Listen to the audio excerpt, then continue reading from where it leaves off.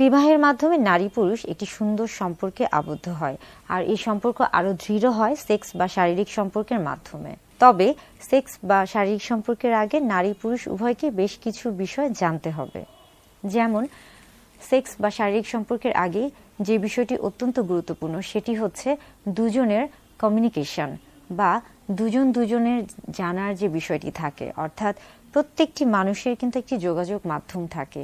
স্বামী স্ত্রী উভয়ের ক্ষেত্রে দুজনকে জানতে হবে, বুঝতে হবে, দুজনের ভালো লাগা বা ভালোবাসার যে জিনিসগুলি আছে সেই জিনিসগুলোকে প্রাধান্য দিতে হবে। এই ক্ষেত্রে আরেকটি গুরুত্বপূর্ণ বিষয় হচ্ছে দুজনের প্রতি বিশ্বাস, শ্রদ্ধাবোধ। এই জিনিসগুলো অবশ্যই কিন্তু বজায় রাখা উচিত। আপনার যদি দুজনের প্রতি বিশ্বাস এবং শ্রদ্ধাবোধ থাকে তাহলে কিন্তু সম্পর্কটি অত্যন্ত দৃঢ় হবে এবং সেই সম্পর্কটি আপনাদের জন্য আনন্দদায়ক হবে। সেক্স বা শারীরিক সম্পর্কের আগে আরও একটি বিষয় অত্যন্ত গুরুত্বপূর্ণ এবং সেটি হচ্ছে কনসেন্ট। আমরা বলে থাকি অনুমতির যে বিষয়টি, প্রত্যেকবার সহবাসের ক্ষেত্রে বা শারীরিক সম্পর্কের ক্ষেত্রে অবশ্যই উচিত কনসেন্ট নেওয়া বা অনুমতি নেওয়া। অনুমতি ছাড়া আসলে জোর করে কোনো কিছু কখনোই ভালো হয় না। আপনি শারীরিকভাবে হয়তো বা আপনার শরীর হয়তো বা সাপোর্ট দিচ্ছে আপনাকে, কিন্তু আপনি যদি মানসিকভাবে রাজি না থাকেন তাহলে কিন্তু সেই ক্ষেত্রে কখনোই আপনি সেটাকে ভালোভাবে উপভোগ করতে পারবেন না।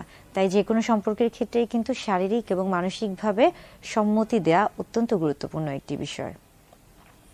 সেক্স বা শারীরিক সম্পর্কের আগে আরও একটি গুরুত্বপূর্ণ বিষয় হচ্ছে শারীরিক অবকাঠামো নিয়ে ধারণা।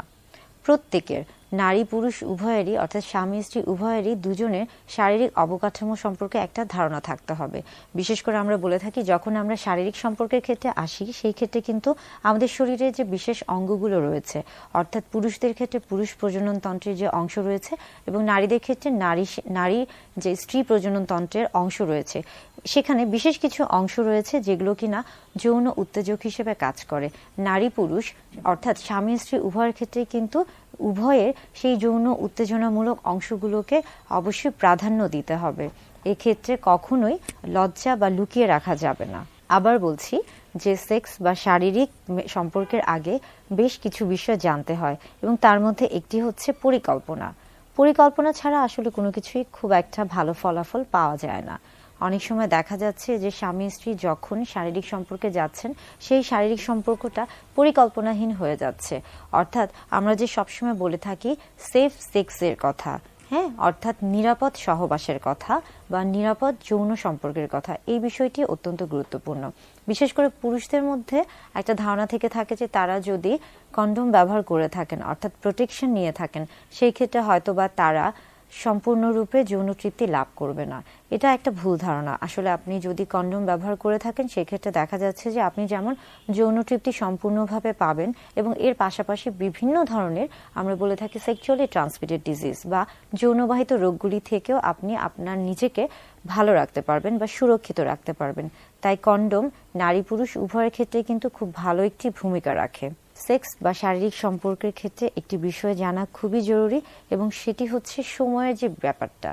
আমরা বলে থাকি যে স্বামী স্ত্রী যখন একসাথে মেলামেশা করছে বা যখন একটা শারীরিক সম্পর্কে যাচ্ছে তাদের মধ্যে অনেক সময় দেখা যায় যে অনেকেই মনে করেন যে এই ক্ষেত্রে শারীরিক সম্পর্কের ক্ষেত্রে হয়তো বা কত সময় ধরে শারীরিক সম্পর্ক করছে এটা গুরুত্বপূর্ণ।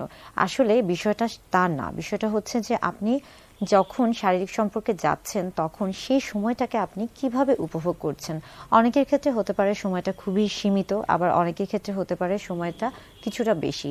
তবে সবসময় মাথায় রাখতে হবে যে যে সময়ে আপনারা শারীরিক সম্পর্কে যাচ্ছেন দুজনকে সময় দিন।